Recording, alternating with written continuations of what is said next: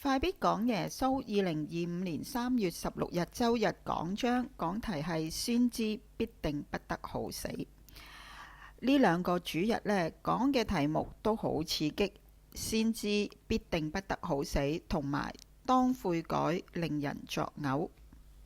點解悔改會令人作嘔呢？我呢先講先知不得好死，下個主日呢先話你知點解悔改令人作嘔啦。耶利米同耶穌係兩個傳上主嘅道，講違反權勢意志嘅話而面對生命嘅危險。預苦期我哋思考先知背後使命而付上嘅代價。耶利米書26章8至15節同路加福音13章31至35節都係講先知被人唾棄。當然啦，先知唔會阿諛奉承，唔會搖旗吶喊，先知不識時務，亦都唔肯做幫兇。耶利米喺聖殿嗰度咒詛自己嘅國家民族係死罪啦，要用石頭掟死，至少坐10年8載嘅政治監啦。言論自由唔係絕對嘅，奉神嘅名講一啲咒咗自己國家民族嘅說話就可以過到骨嘅啦咩？好明顯以宗教嘅名譽去包裝煽動之實啦。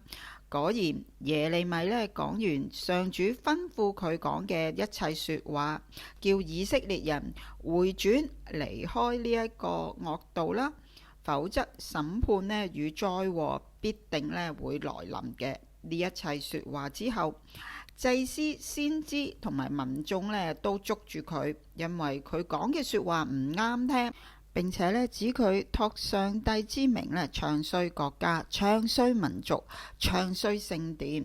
聖殿係唔可以批評嘅，聖殿係唔可以指控嘅，因為聖殿係民族文化、文明、歷史、身份同尊嚴嘅大綜合象徵。耶利米係抵死嘅。第11節，祭司先知對首領同埋民眾就話啦，因為佢預言攻擊咗呢個城市。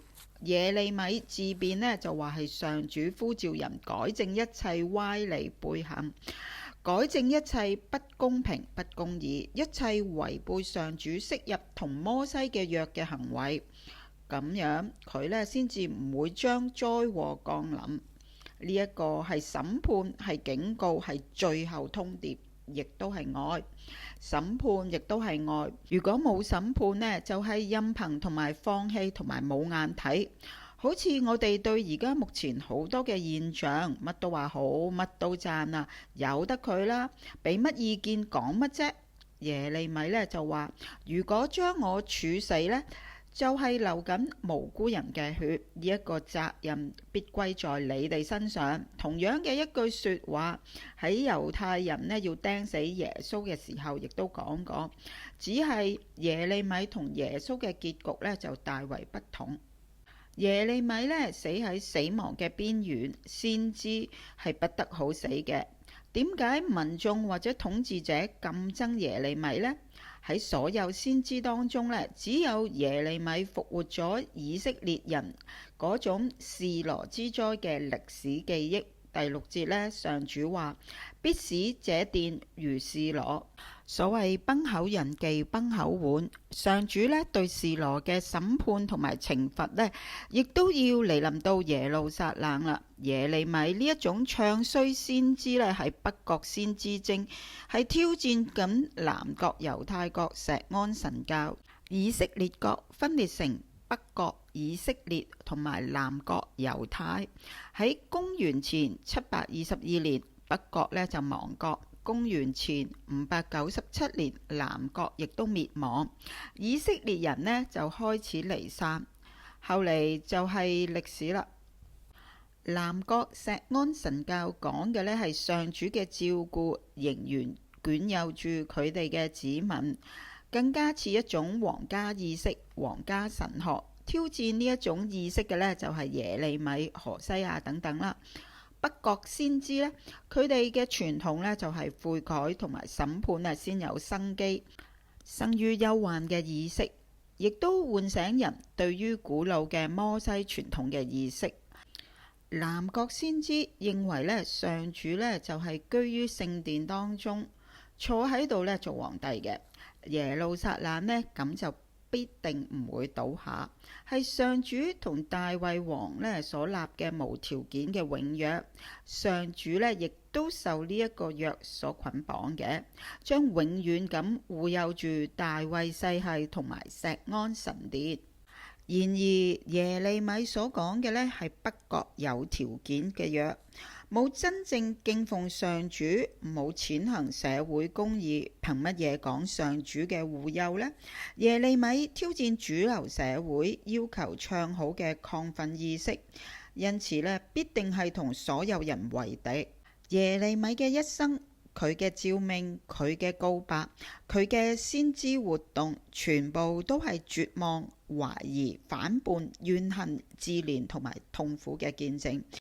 因為佢一生咧都喺度唱反調，同唱好嘅民族自信唱反調，同城市要再起風雲、再攀高峰唱反調，同由治及興唱反調。因為冇一種敬畏嘅心，咁就冇一種公義、公平、人道嘅踐行，一切都係自欺欺人。先知要講真話，因此先知必定不得好死，或者先知從來呢就係視死如歸。所以唔好要好多人做先知，唔好冒死作先知，唔好冚頭埋牆。自問不受自我審查，自己問自己嘅良心，聖靈上主就喺邊一度？自問唔自我審查咩？自問唔心存僥倖咩？自問有勇氣咩？自問有創意咩？自問自答自言自語唔係先知嘅所為。先知必定係有呼召，有一種不得不嘅精神，不得不如此，不得不咁樣講，不得不雖萬人唔往矣。先知可以唔悲壯咩？先知可以唔送頭咩？先知可唔可以唔咁癲呢？路加福音13章31至35節，有人呢要追殺耶穌，耶律要追殺佢。佢一出世，有一個耶律已經怕耶穌呢危害同埋威脅到佢自己嘅權力權威，所以呢就要追殺佢。嗰一次，所有城中2歲以下嘅細路呢都無一幸免。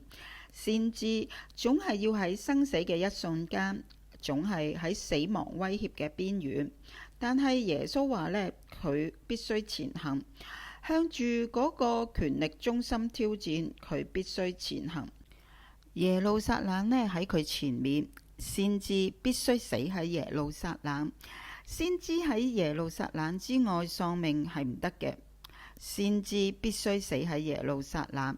耶路撒冷呢一個權力核心，集中咗政治、經濟、文化、宗教、法律同埋權力，以呢一切嘅名義去殺害先知，又用石頭打死呢一個奉差遣嚟到耶路撒冷去嘅人嘅先知。因為權力總容不下挑戰，主流總容不下差異，一係呢將一切差異挑戰收編，一係呢就將一切差異嘅挑戰消滅，一係收編，一係收聲。收咗聲或者收咗編嘅先知，亦都係收咗皮嘅先知。咁呢就比不得好死呢更加不得好死嘅不得好死啦。所以先知呢總係不得好死嘅。通常我嘅講章最後都會留一啲希望，今次我就唔留啦，下次亦都唔會。預苦期我哋講嘅係苦，講嘅係死亡。我哋唔講正向，唔講正能量。市面上販賣呢一啲夠多，太多啦。好人冇好報，惡人冇惡報。若然係咁樣，我哋係唔係仍然願意回應呢一個似是而非、若有還無嘅呼召呢？我哋願唔願意回應呢一個講真話嘅呼召，活喺真實中嘅呼召，做一個背上十字架、面向耶路撒冷、踏上死亡之途嘅呼召呢？榮光就冇噶啦，冤獄就大把。記住，下個主日呢，我哋講悔改可以令人作嘔，好激嘅。冇教會呢，好似我咁樣講㗎。願上主賜我哋力量同勇氣，願榮耀歸上主。香港誠心所願。